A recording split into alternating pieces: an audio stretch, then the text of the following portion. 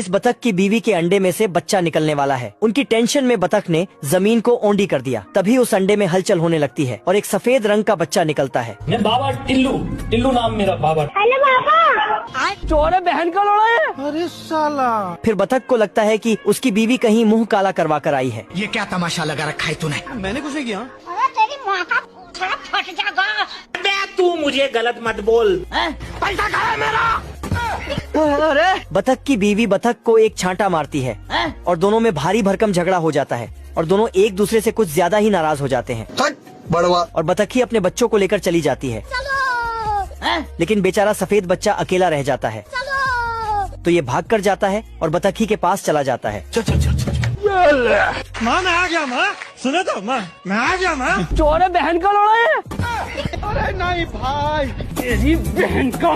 कौन है बे तू? लेकिन बतखी बच्चे से भी नाराज थी। ये बच्चा बतखी के पास जाता है। क्या समझते हो तुम अपने आप को? लेकिन इस बार भी बतखी उसे भगा देती है। चोर है, बहन का लोड़ा है। फिर ये बच्चा कुछ सोचता है और खुद को तालाब के पानी में देखता है। चल चल चल चल। तो फिर से वापस आकर देखता है अरे साला।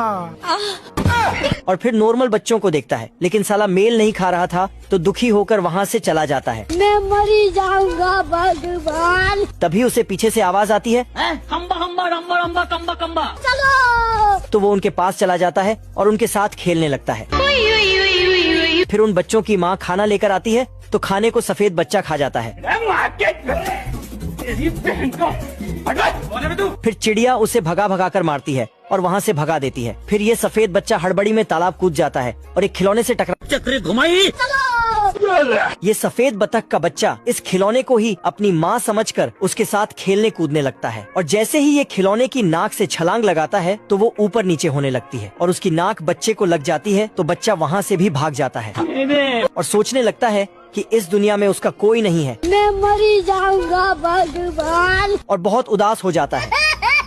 फिर सफेद बच्चा खुद को पानी में देखता है और जोर जोर से रोता है।